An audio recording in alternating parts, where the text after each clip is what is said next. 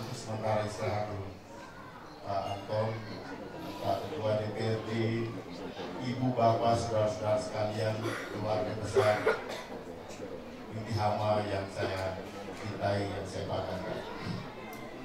Tadi sudah banyak cerita tentang Pak Frans almarhum. Yang pertama yang ingin saya sampaikan bahwa kemarin kita mendapat pemberitahuan dari Rusia. Kebetulan hari Sabtu kemarin kami diundang oleh DPP PDI Perjuangan. Jadi DPP saya sekarang tidak di DPP PDI Perjuangan lagi, tapi dianggap sebagai salah seorang senior. Senior itu artinya yang pensiunan DPP, 2 periode DPP, sekarang tidak di DPP, diundang oleh DPP. Mereka-mereka yang pernah menjadi DPP, yang dianggap senior partai, diundang hari Sabtu kemarin. Dan ya artinya itu mulai dari Pak Sidarto dan Subroto yang 85 tahun sampai kami yang baru 50-an menjelang 60-an juga diundang semua. Dan di sini saya laporkan bahwa hari ini saya disampaikan diundang oleh Ibu Rusia untuk menghadiri acara ini. Dan Pak Sekjen menyampaikan salam dari keluarga besar PDI Perjuangan untuk keluarga di Adonara. Tadi dalam perjalanan ke sini beliau juga telepon untuk menyampaikan salam untuk keluarga besar di sini. Ibu bapak saudara-saudara sekalian, kalau kita ingat mengenang Pak Frans, saya kira untuk sekian lama, paling tidak buat di PDI Perjuangan, kalau di Indonesia itu orang melihat Ibu Mega adalah PDI Perjuangan adalah Ibu Mega. Di NTT itu Pak Frans identik dengan PDI Perjuangan. Saya kira ketika orang bicara tentang PDI Perjuangan, orang langsung di NTT orang langsung Frans Hutburai untuk sekian lama. Karena beliau adalah salah seorang ya, kalau Ibu Mega pendiri PDI Perjuangan di nasional, Pak Frans adalah orangnya di NTT. Saya kira itu tidak ada orang yang membantah itu. Dan beliau adalah salah seorang pendiri partai secara nasional yang ada di NTT. Sehingga buat partai beliau mempunyai jasa yang besar untuk bagaimana perkembangan partai di daerah ini menuju nasional. Tadi berkaitan dengan pemerintahan sudah banyak yang menyampaikan. Tapi saya mengenal Pak Frans, Pak Niko, ya sejak berkawan sejak dari GMNI. Saya juga di GMNI di Jawa Barat. Saya pertama kali mendengar nama Frans Hutburai tahun 2003. Ketika Pak Sabang Sirait datang ke Jerman waktu saya masih belajar di Jerman. Pak Sabang Sirait menyampaikan ke saya bahwa di NTT ada seorang kader yang menang menjadi wakil gubernur, yaitu Frans Hutburai. Kemudian Pak Sabang telepon dan kami bicara ngobrol dengan Pak Frans. Dan itu saya mengenal Pak Frans. Jadi memang belum terlalu lama. Tetapi saya mengenal figur Pak Frans ini satu hal yang saya sangat terkesan. Dari kerja sebagai seorang politisi, kerja sebagai seorang aktivis, maupun kerja sebagai seorang pejabat, seorang gubernur.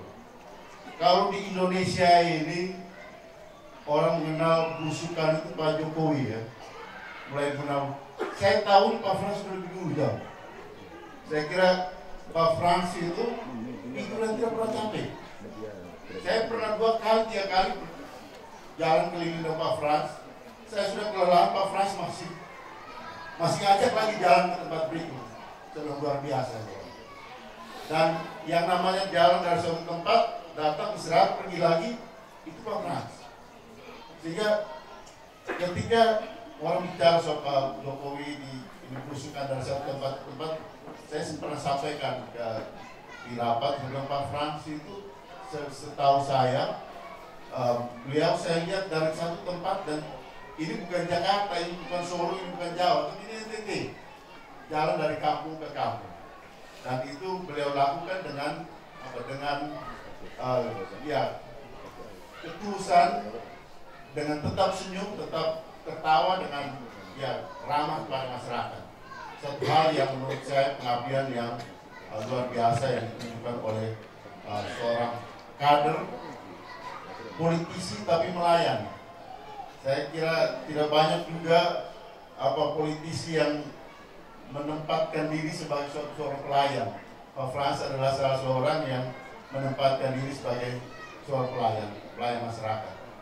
Kenapa? Karena setiap kali orang kontak beliau selalu jawab. Kadang-kadang saya pernah kami sementara bicara, kemudian ada yang telepon, kemudian Pak Frans angkat, itu siapa yang telepon? Ya ternyata salah seorang kepala desa yang telepon beliau. Jadi gubernur ini luar biasa, kepala desa telepon langsung diangkat.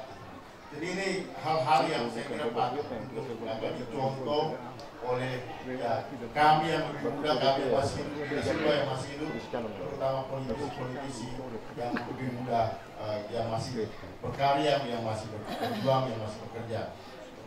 Ibu bapak, saudara-saudara sekalian, Monsinyur, saya kira pada kesempatan malam hari ini kita mengenang almarhum Pak Frans dengan segala macam karya-karya besarnya yang pernah beliau lakukan, dan saya juga masih banyak hal yang ingin kita pelajari, ingin saya bicarakan dengan Pak Frans, karena setelah 2019 beberapa waktu setelah pemilihan legislatif, kami masih sering kontak, masih sering komunikasi. Kemudian saya dengar Ibu Lucia, Pak Frans sakit.